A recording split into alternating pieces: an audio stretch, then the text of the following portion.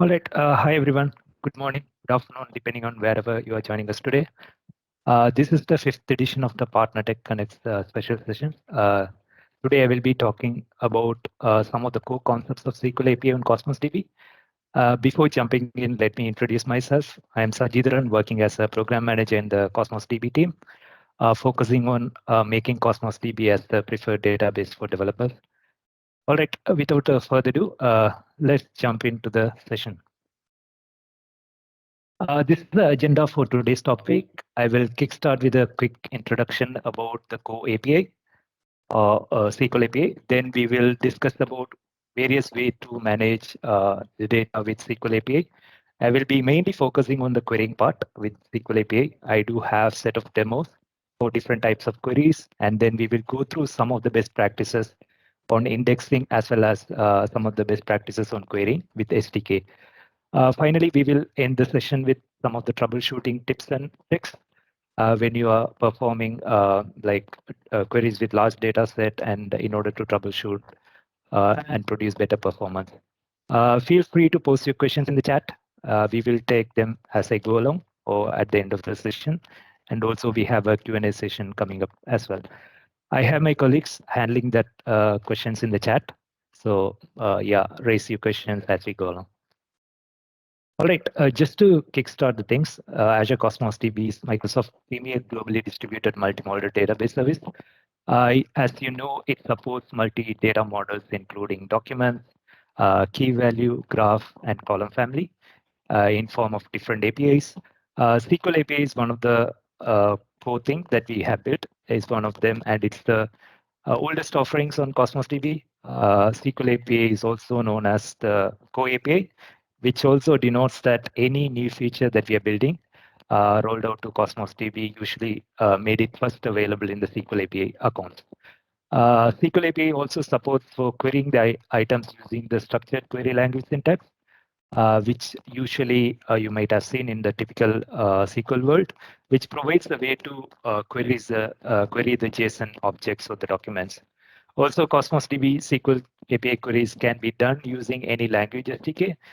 So as you know, we provide support with .NET, Java, Node, and Python. And recently, we started adding more support on Golang as well. So if you're using any of these language in order to build your application, you can perform queries and writes using the SDKs that we talked about. If you're new to SQL API on Cosmos DB, let me talk a little about how to manage data with SQL API. So Azure Cosmos DB is truly schema-free. Whenever you store the data, it provides automatic indexing of JSON documents without requiring you to create explicit schema or creation of the secondary indexes. Whenever you create a new SQL API account on Cosmos DB, you would see that it gets created with a unique namespace in the URL that gives access to the Cosmos DB SQL API account. In general, Cosmos DB SQL API accounts consist of a set of databases, each containing multiple collections, and each of which can contain, store procedures, triggers, user-defined functions, documents, and related attachments that you deal with. As shown in the visualization here, this is the hierarchy of Cosmos DB SQL API account. You would see database collections, documents, and attachments. And then underneath the collections, you would see the stored procedures that you have in order to perform any transaction. And then you have triggers and user-defined functions. So we will be going through some of these in the demo. With Azure Cosmos DB SQL API, you can create documents using variety of tools. So we have several tools support, in order to write data as well as to query the data. First one must be familiar with everyone, that Data Explorer, which is present in the Azure portal. It's a tool embedded within the Azure Cosmos DB Blade in the Azure portal, which allows you to view, modify, and add documents to your Cosmos DB SQL API collections. Within the Explorer, you can upload one or more documents directly into the specific database or collection, which I will be showing in a bit. Second one is the SDK. As we talked about earlier, the Cosmos DB SQL API account has built-in support for variety of SDKs available across many languages, starting from .NET to Golang. Third one is the REST API. As we mentioned previously, JSON documents are stored in SQL API are managed through a well-defined hierarchy of database resources. These resources are each addressable using a unique URI that you would see in the portal. Since each resource has a unique URI, many of the concepts in RESTful API design applies to SQL API resources on Cosmos DB. And the final one is the data migration tool. I have added just one here, but there are many, like the open source document DB data migration tool, which is which you can download from the GitHub repo, allows you to import data into SQL API collection from various data sources, including MongoDB, SQL Server, table storage, and even Amazon DynamoDB and other Cosmos DB collections as well. These are certain ways to manage your data on accounts created with SQL API and Cosmos DB. Now let's talk about querying data with Cosmos DB. This session is all about querying with SQL API. We will focus on SQL as the primary language to query against the document database. You can name it as Cosmos DB SQL query. It is a special version of SQL which is designed specifically for querying JSON documents and hierarchical JSON documents that you store in Cosmos DB. We will explore how to use these rich query capabilities through the Azure portal and how to structure your JSON data to take advantage of Cosmos DB query capabilities with SQL API. Before that, just to make this session interactive, let's play a game throughout. This is just a small game. Here are the instructions that you can follow. So throughout the presentation, I will highlight some of the concepts commonly confuse users in Cosmos DB. This is just a game named Myth vs Fact. I will present some statement. You have to decide whether you think this statement is a myth or fact. Everyone is welcome to join, even from our team. Let's see the number of reactions that we get on Teams. So what you need to do is you have to click the reaction on Teams. If you think you can see this option particularly here. If you think the statement that I present in the slide is fact, then you need to raise thumbs up or like. And if you think if it's a myth, then you have to react with a laugh reaction, like you can see from this particular button. Yeah, we can start with the first one. Yeah, this is these are the instructions. You can click on like or laugh reaction. Yeah, first one is a very simple one. So Azure Cosmos DB measures throughput in request unit. Just present your reactions using the button. Let me see if there are any reactions. Yeah, I've seen some of you have answered it correct. I think most of you have given the right answer.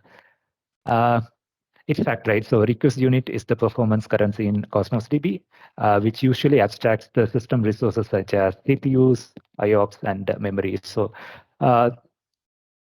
these are like required. RUs are required when you perform some operations supported by Cosmos DB. It could be writes as well as reads. So that is measured using the request unit. So I will not dive into that, but I just want to present that important fact. Okay, let's dive into querying data with SQL API account. We have some of the queries coming up in the upcoming slide as well. We will go through a sample. Just to get started with query, we will go through a sample data set with set of commonly used queries to understand querying with Cosmos DB. You might be familiar with some of these queries, but if you have any specific questions, feel free to raise in the chat. So these are the pre-instructions or requisites that you need to have in order to perform this demo. So I have this demo available in the GitHub as well. You can just go ahead and explore on your own.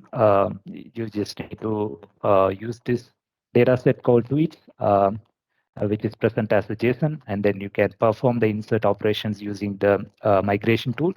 And we will be going through some of these queries, and also we will talk about some of the performance optimization. All right, to replicate the demo, you can either use Cosmos DB emulator or you can download from online. I think I have the URL, so you can use it on Linux as well as Windows, which supports SQL API. So you can perform the same thing on emulator. If you're aware of the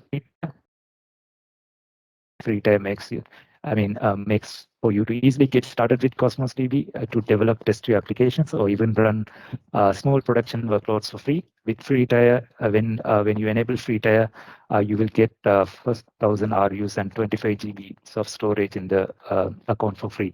In this demo, let me migrate the sample data set. I think I have already migrated, but just to show, once you download the migration tool, you just need to select the option. In this case, it will be sequential record import, and then you need to pass the connection string. So I have already created the Cosmos DB account, which you can do at your end as well.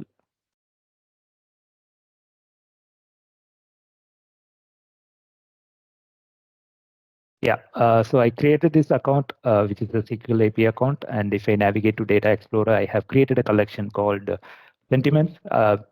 Basically, this data set is to analyze the sentiments of the particular tweets.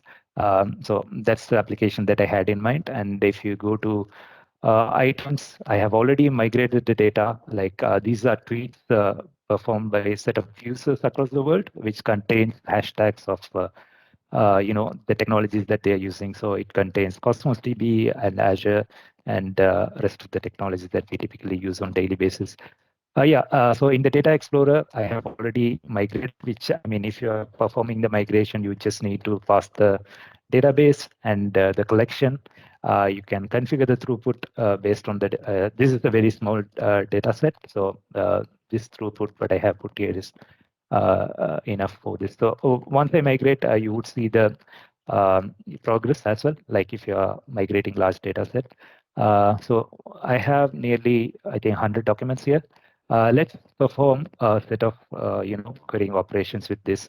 So as you could see, I'm in the Azure portal. As I mentioned, this is one of the ways to query um, data using Cosmos DB SQL API account.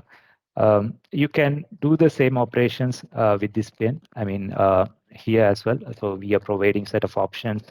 You can create new items, which I talked about, upload new item, as well as you can uh, perform this on notebook, which we have enabled again.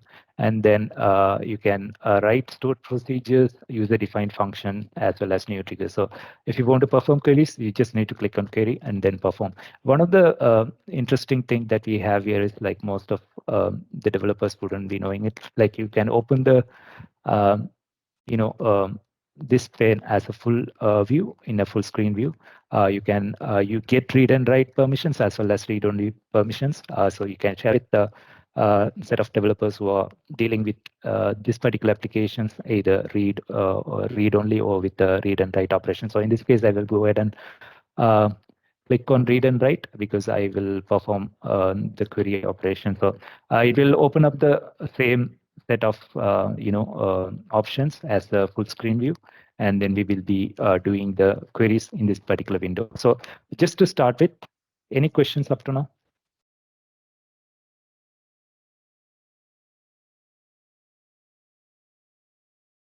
Yeah, is there any way to do pagination in Cosmos DB SQL queries? Take and skip is believe it's not advised. Yeah, so when you are dealing with large data set, we recommend, and especially if you're using SDK, we recommend to use the continuation token. Continuation token is supported with most of the SDKs that we have. So you can perform offset and limit as well with the SDKs, as well as you can get the continuation token and pass it to the next next data set that you need to retrieve. So that is the best practice that we recommend. In this data set, I have a collection. I have a database named sentiments, and then I have a collection named tweets.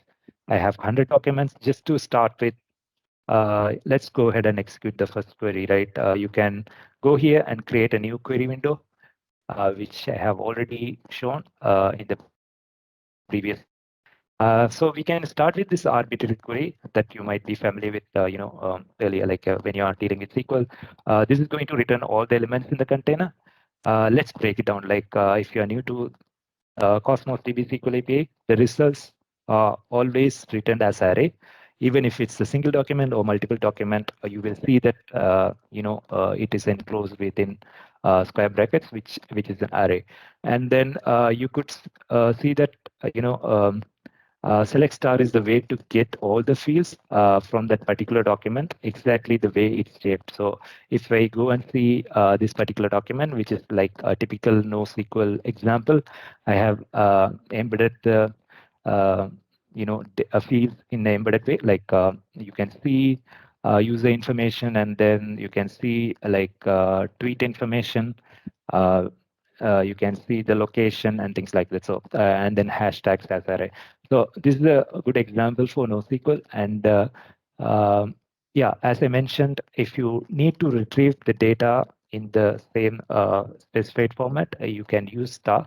I mean, in SQL world, we do not recommend using star because it might have some performance issues. But in NoSQL or Cosmos DB, in order to get all the fields what is present in the document, you would go ahead and execute select star from whatever the collection that you have. Let me execute this particular query. This is okay to execute because I have only 100 documents. Um, and then you would see the results being written in a JSON format as array. And then you will also see the number of RUs consumed for this particular query in the query stat. So you can see the request charge and some of the rest of the metrics that this particular query has consumed. And then you can download, the metrics for each partition. I mean, in this case, I have used ID as partition, but in large data set, when you're using a partition key, and if you want to analyze the query performance per partition, you can download the per partition query metrics and then see. So that is the first query I just wanted to start with. And then let's look at another query where you need to select the retweet count. So in this particular tweet, I have the retweet count. Say in order to get that particular retweet count, what you need to perform. So I will use the copy paste here because it might take some time to execute these queries, and we have a lot more slides to cover. So this is the particular query where you need to pass the field that you need to return, and then since hashtags is an array, I talked about the retweet count. So I need to select the retweet count from tweets and then the collection. So you can see from each tweet what is the retweet count that is being written. So this is one example, and then let's talk more about the joins, right? So let's take a scenario where you need to find the hashtags that have been used in all the tweets. So we can use the join keyword to join our hashtags array in each tweet. So here you could see like hashtags as a separate array where it contains the hashtags and particular index in the tweet where this particular hashtag is present. So in this particular tweet, Cosmos DB is present in the line or the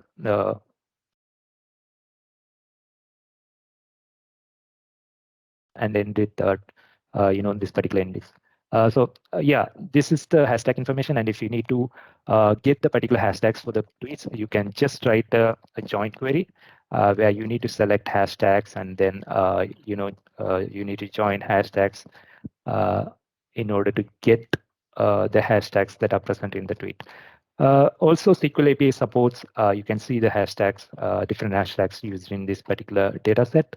SQL API supports more than 25 string functions. If you're aware of string functions in the SQL world, such as concat, index of string to array, and we have a lot more, which are useful to format the output and then present it to the users in a required way. Stay with the, with this particular query, if you want to compare, or like there are certain hashtags which comes with uppercase letters, and there are certain hashtags that comes with lowercase. So in order to convert to a standard format, you can just use the string functions which comes with Cosmos DB SQL API.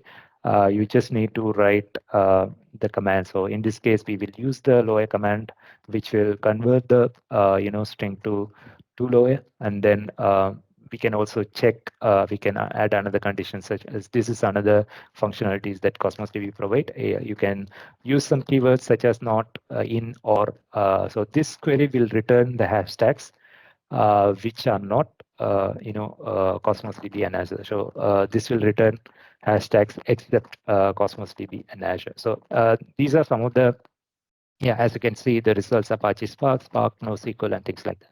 So this is a good example to leverage string functions and some of the keywords in SQL API just to perform operations that you need in order to format the data to the users. Let's look at another query. To return the tweets where uh, we talked about the indices, right? So if this particular hashtag present in a certain, present at a certain um, indices, then we need to return that. So if you need to look at a query where you need to find whether the hashtag is between those specific length, then you can write a query which contains the between keyword. So this would be the query. In this case, I'm just looking at the hashtags between these two certain positions between 11 and 18. Which again use the join in order to get those hashtags, and then we are performing a between operation in order to select the particular hashtags between these two positions. So this will return all the hashtags. Currently I'm returning all the tweets, but you can, just project the things that you need, which I will be talking in a minute. So we can use the feature code projection, which comes with SQL API as well. I think most of the times you will use projection to create entirely new result set. So if you do not need like entire data set to be returned in the results, you can use the projection. We could use this to create a common structure or to make it in a structure that you need. Let's look at a query to get the tweets which are retweeted more than 2 times. And also we can perform some order by query. In order to get the tweets which are retweeted more than 2 times, and also order them in the max retweeted time. So we can. This is where the index would coming into place. I will talk about some of the best practices with the indexing in the upcoming slides. But let's look at a query, right? I am going to paste this query where we are projecting some of the fields, such as you would use this as keyword in order to present in the required format. You can use as name, as text, and whatever the thing that you need to present. And let me, so this query performs the projection as well as you could see this condition, right? So we are checking whether the tweet is retweeted, which is a Boolean, and then we are checking the retweet count more than 2 times, and also we are ordering by retweet count. So this will return the tweets based on the number of retweet count, and also it will order them in the descending order based on the number of retweet count from top to bottom. Yeah, you can see the order as well. So this is a good query, like we typically use in daily basis. I will talk about some of the performance related things in the indexing best practices. And also say if you need to select the top 4 out of these 33 tweets which are retweeted more than 2 times, you just need to write top keyword, right? So that is another thing that you need to understand. And finally, I think these are some of the common queries, and we have support for more than 21 aggregate functions, which I will not be going through. Let's say if you want to do some group by and then select the tweets based on the location, then what you could do is like this query will return the top tweets based on the location the user is tweeting from, where we are using the group by and some of the string function that we talked about upper, which will return the location in uppercase format. So you could see that tweets are coming from UK, and so we are grouping the tweets based on the user location, and then we are performing some string operations in order to return those top 4 tweets. So these are some of the frequently used queries, and we have a lot more to cover. And then we have some string functions, And then we have some keywords which will let you to, to create the queries that you need to perform. So one of the other important thing that I wanted to cover with this demo is the user-defined functions. So the user-defined functions are good in order to represent or format the data according to the user's name. So you can create new user-defined functions from here. Uh, you would select the collection and then go to new UDF, and then you would create a new function. In this case, I'm creating a display date function. You just need to write the logic for that. In this case, I'm creating a simple function which will return the date, uh, which will remove the time path from the UTC date string. So this is just to showcase the UDF. So I'm saving this UDF. As you could see, I'm just splitting the string and then taking the first part of the string just to remove the time pass from the UTC. So once you save this, you can use this UDF in your regular queries. So I will perform a query as well. So in this case, as you could see, the tweets contains the date format in the UTC time format. Like, let me show example. Like, yeah, I think we will be, when you look at created date, created at, you could see the date in a UTC format. And what we are going to do is we are going to remove the time parts from that. So a user-defined function that I have already created, and then you can, when you execute this particular query, it will return the formatted date that you need to return back to the user. So this is a good example for UDF, and then you can perform a lot more operations. Like, I mean, this is just a simple one. I think probably the name is not correct.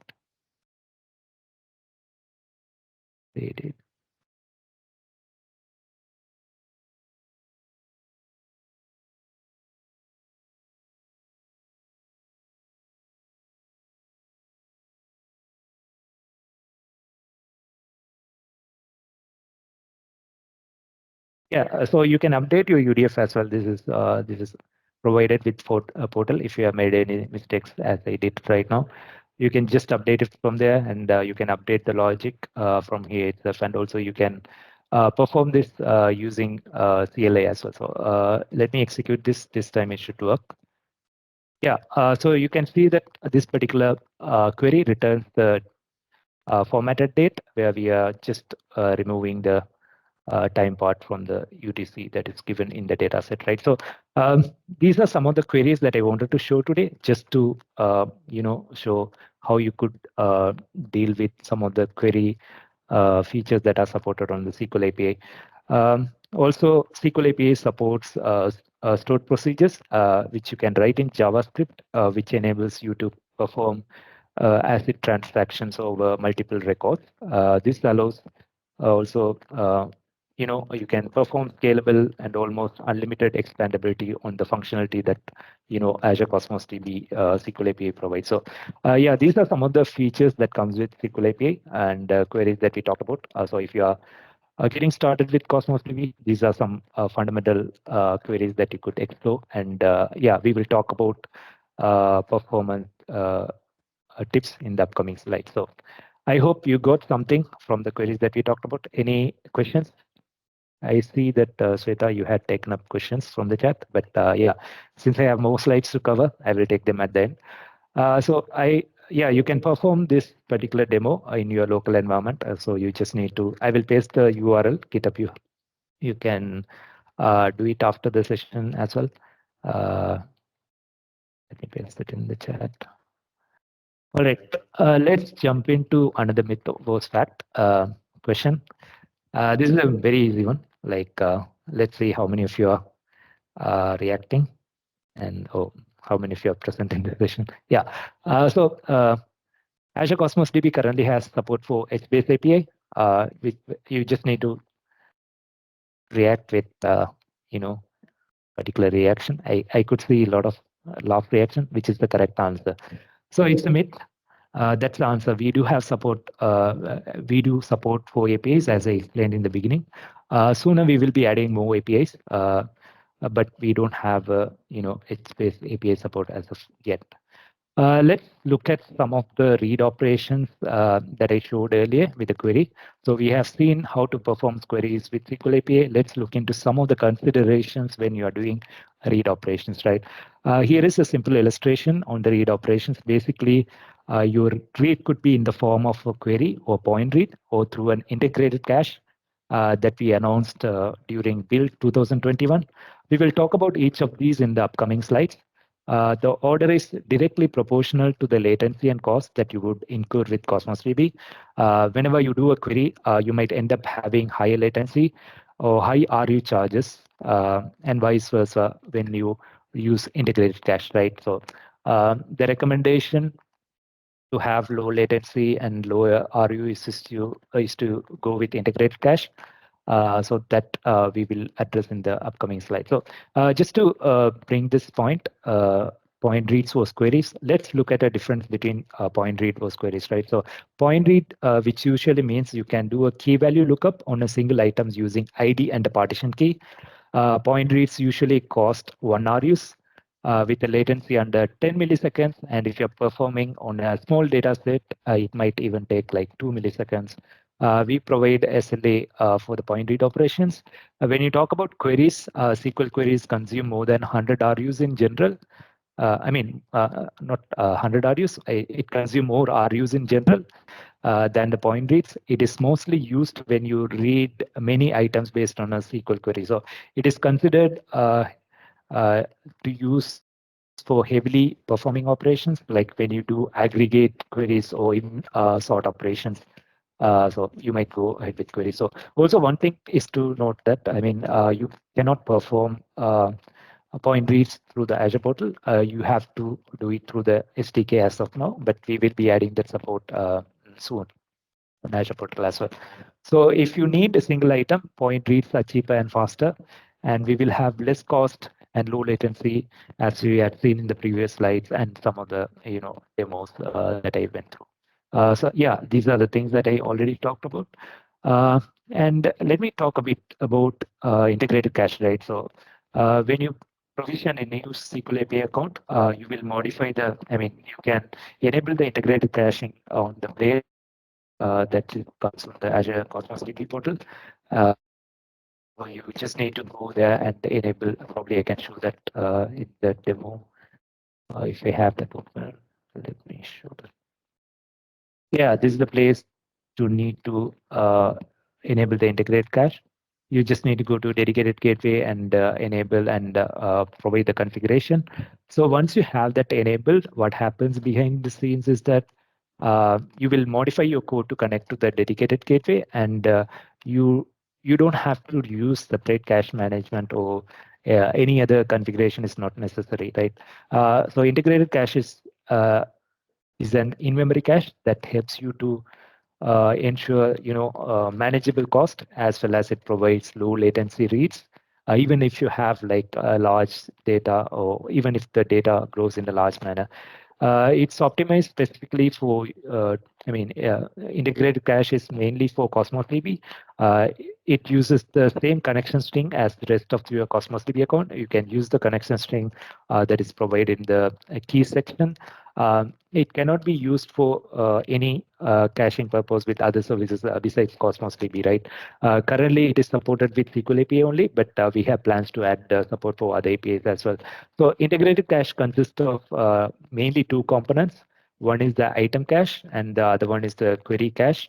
If you look at item cache, it caches the point reads, and which means the key values look upon the IDs that you are writing on the queries.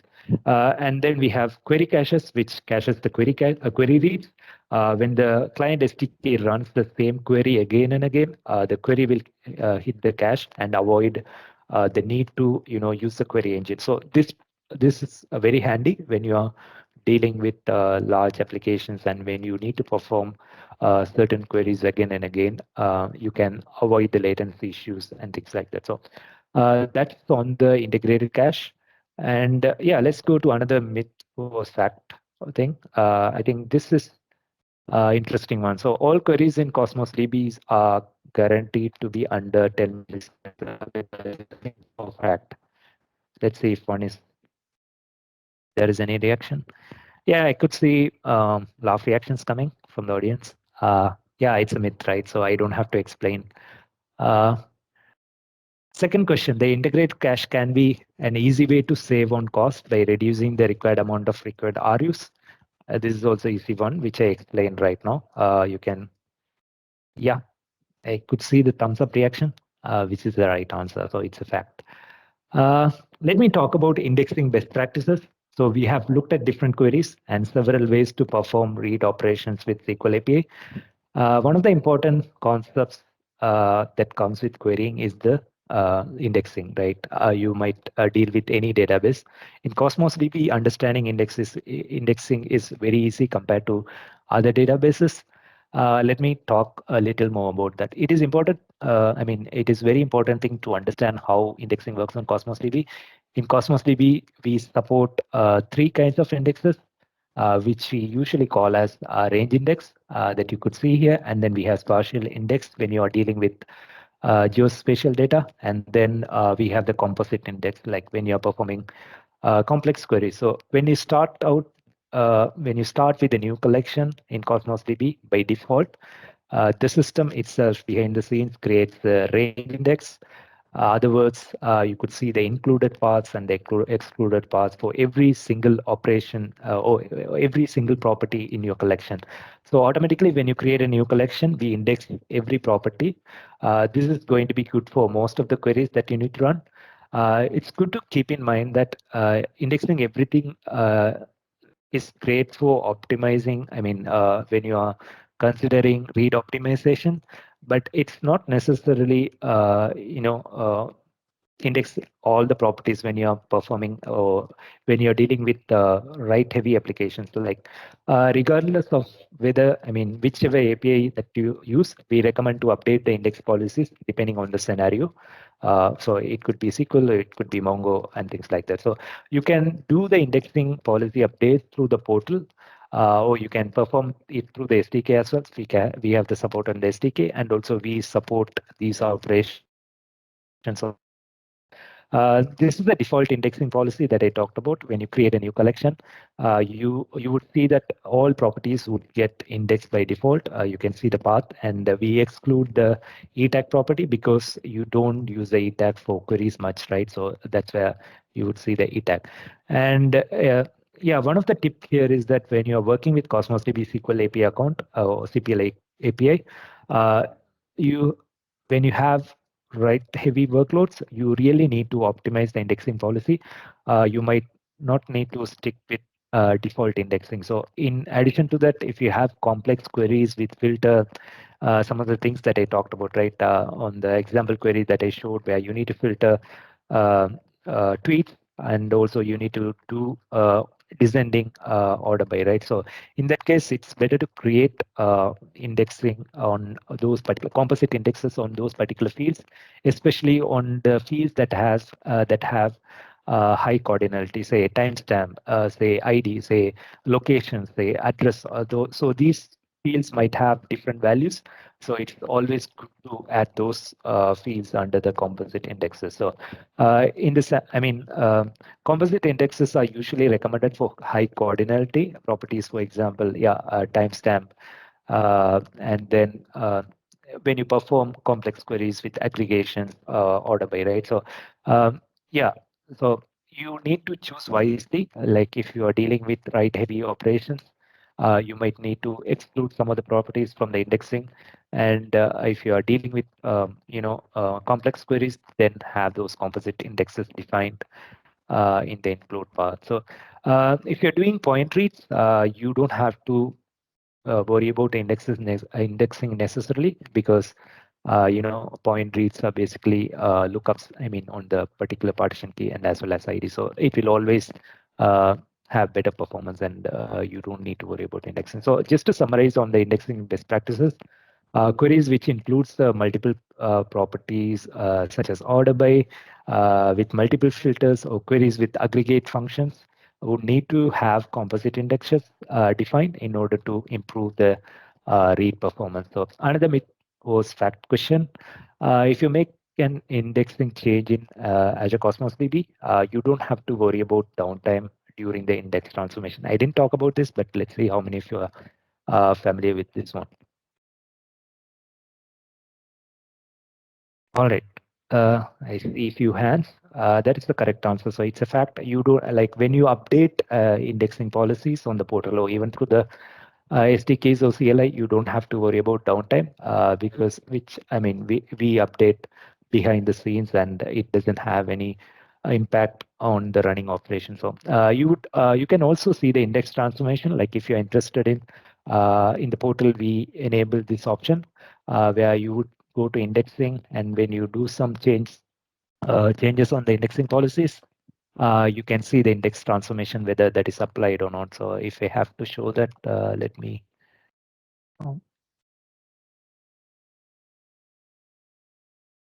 Yeah, if I go to settings.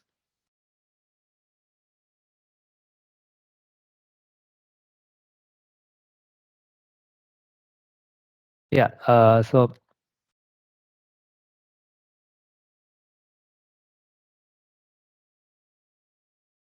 right now I don't have an index, but if you have an index, you would see an option here to,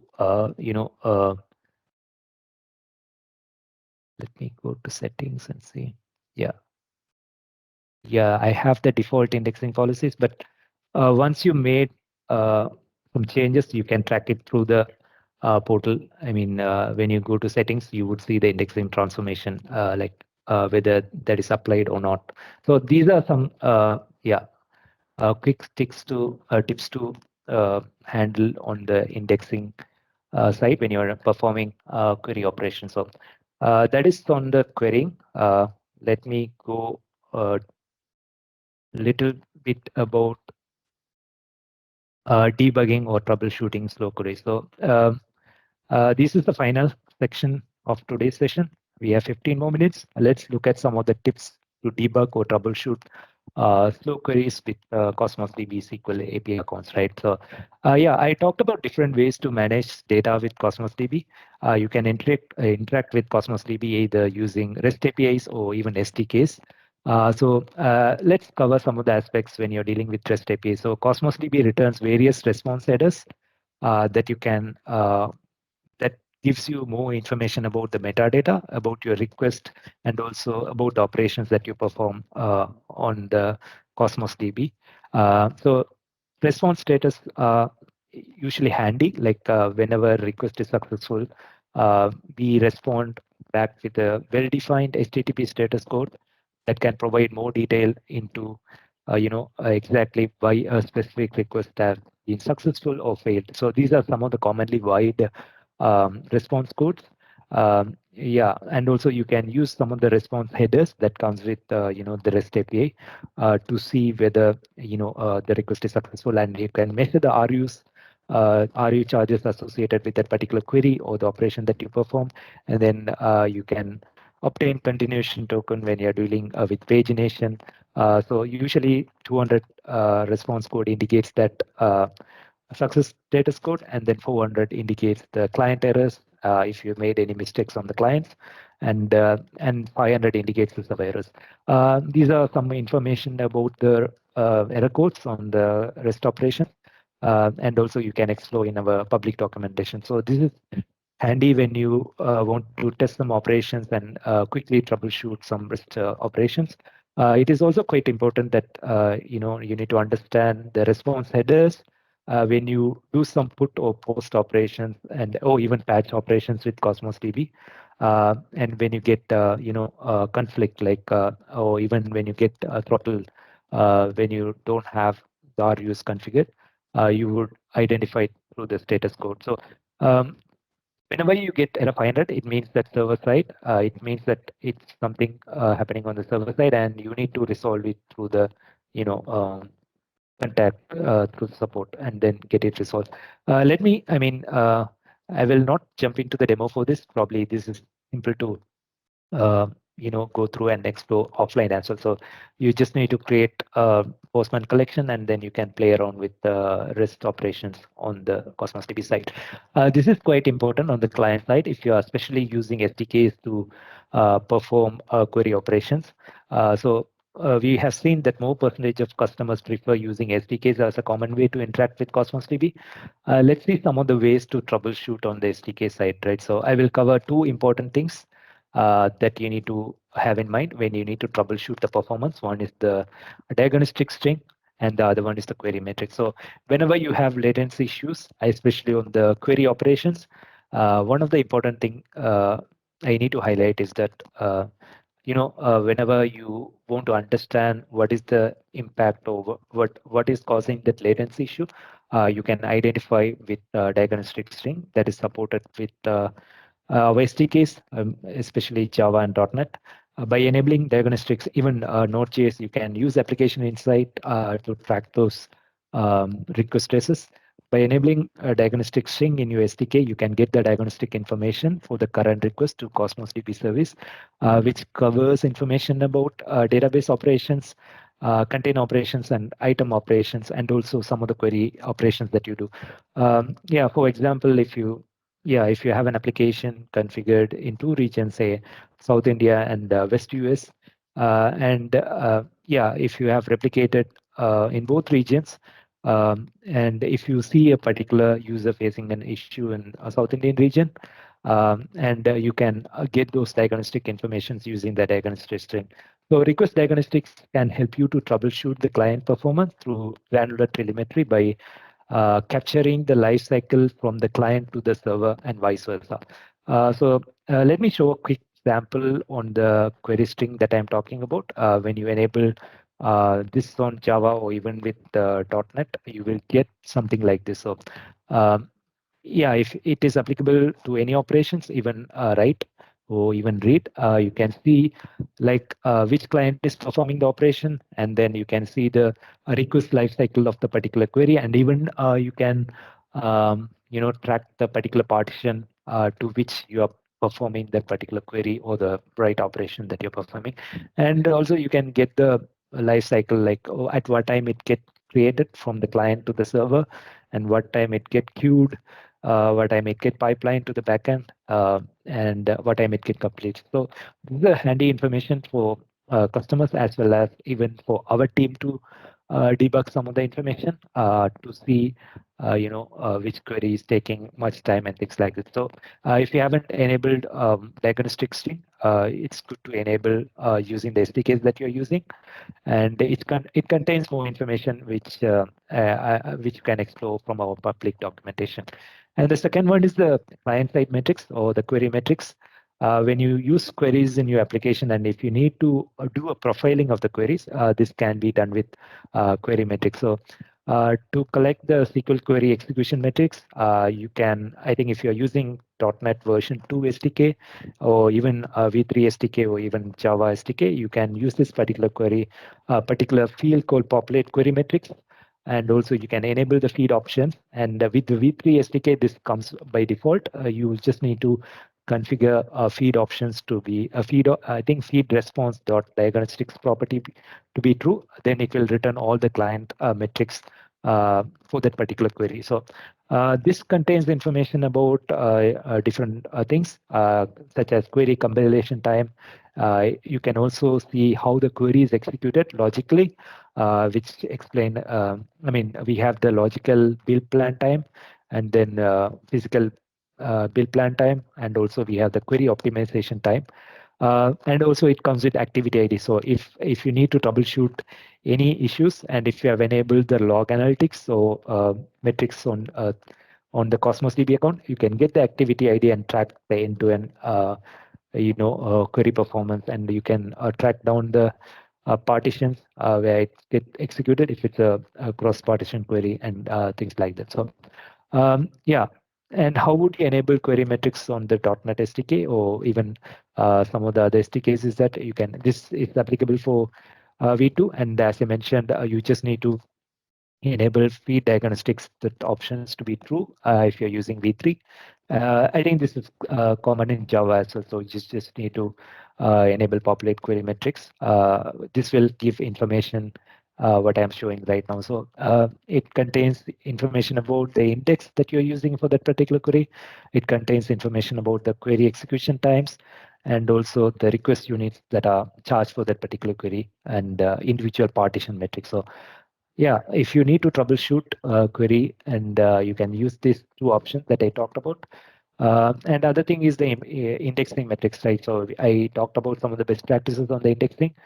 You can enable indexing metrics using the query metrics. I think indexing metrics are supported with the .NET SDK 3.21 or later, and also we added this support recently on the Java SDK, which is 4.20 or later, and we are planning to enable it on the JS SDK as well in the coming months. So you get a score which is called as the index impact score based on the indexed path, based on the query shape as well as the query performance. So you can get that information, and also you would be able to see the index transformation, which I showed in the portal. So you can track whether the indexing policies are applied through the SDKs using the index transformation property. Yeah, that's from the index metric. And if you're performing any cross-partition queries, I think this is commonly addressed problem in Cosmos DB SQL API. We have discussed about cross-partition queries in multiple times. Say if you have a sample like this, the following query doesn't have a filter on the partition key ID, which is the device ID, right? And it might span, I mean, it might get spread across multiple partitions. So to run a query across multiple partitions, you can set the property called set cross partition query to be true on the SDK. Or you can, if you're using some of the JavaScript SDK, you can enable the header, which is called as mx document db query, enable cross partition query on the REST API as well. So the enabling cross partition query properties access a Boolean value. So if your query doesn't have a partition key, you can set it to be true. Yeah, as I mentioned, Cosmos DB fans out query across partition. So the fan out is done by issuing individual queries to all the partitions. To read the query results, the client application should consume all the results from the feed response.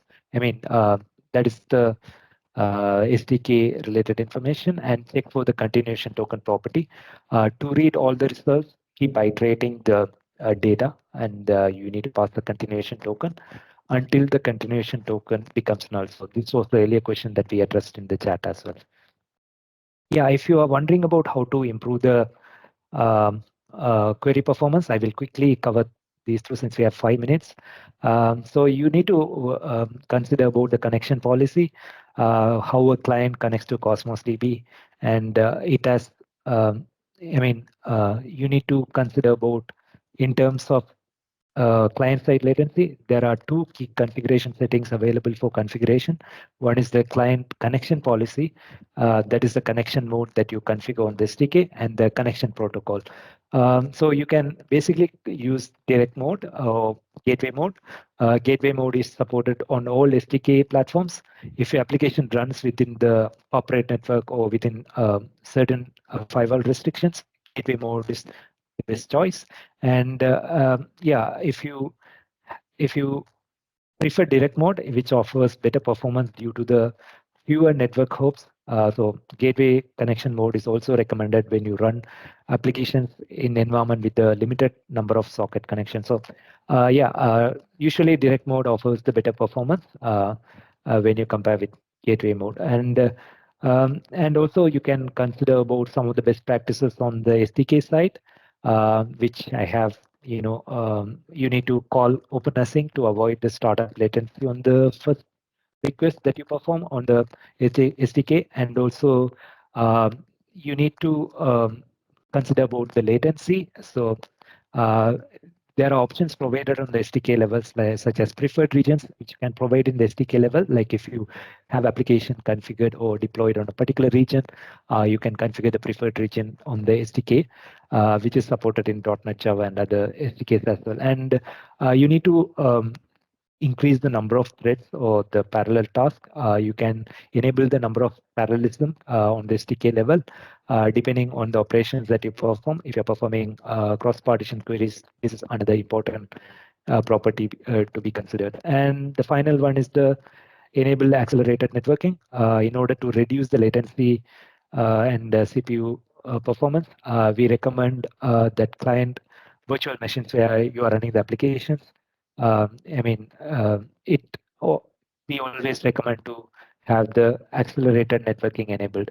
You can see the particular documentation which we have specially addressed for this particular on how to enable uh, accelerated networking.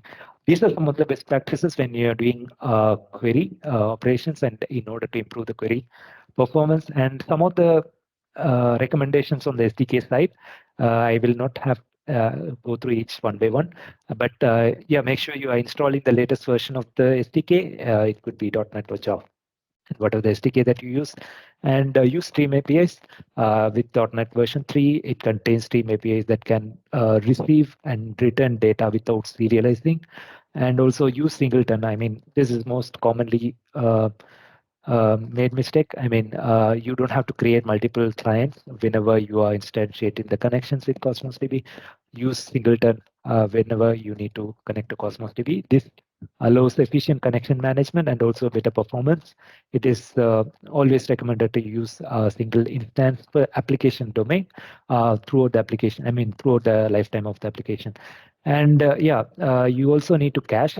So whenever you have the option to use the integrated cache, use the integrated cache, and also increase the number of threads and tasks. You can see in the networking section under the documentation, and use the a 64-bit host processing if you're using .NET SDK, because SQL SDK works in 32-bit host process when you're using .NET SDK version 1.2 and above. So if you're using cross-partition queries, you need to compile under 64-bit processing, I mean, for improved performance. So this is the checklist I have already covered. I will not go through this again. I have, list down the things that we have discussed. And if you have any um, issues related to querying or anything, you can just, track it in the GitHub, and we will be addressing them through the SDK team. Yeah, this is a good handy decision tree in order to troubleshoot query operations. And if you feel that some of the queries are taking longer time, we have divided into two types. One is the high RU charges for query operations. One is the high query latencies. Like, I mean, if one is in the RU charge, one is on the latency, and you need to go through each step. Like you can divide into two aspects. One is on the high RUs, and also, and that can be divided into three ways. You can go through the number of scans that query performs. And if that query would go through based on the request diagnostics, you can identify the query plan and identify if there are any aggregate queries being executed. If there is a latency requirement, you can consider, creating materialized views or run the aggregations on the client side, or you can store the results in a secondary collection, and then you can use that collection to perform that querying operation. So these are some of the best practices in order to troubleshoot query performance. Yeah, you can refer this particular decision tree. Yeah, some of the key takeaways. Yeah, I think I already covered. Use the client as singleton. Define the regional preference whenever you are initiating the client under the preferred regions. And if you're using on Windows or compiling on Windows, make sure that you are compiling on x64. And then there could be always timeouts. So make sure you always have the retrace strategies configured on the client SDKs based on the headers that you're getting as a response, and then capture the diagnostics using the diagnostic string, specifically on the latency issues that you're getting. And then, you need to review the configuration that you have on the SDK whenever there's an availability on the regions happens, right? I hope I covered the things that I discussed on the agenda, but since we have only 2 more minutes, I think we are on time. So probably we can take up the questions in the Q&A sessions if you have any questions. I think Sweta addressed those questions. But if you have any specific questions, we can discuss that. But that's all I had for today. Thanks, everyone.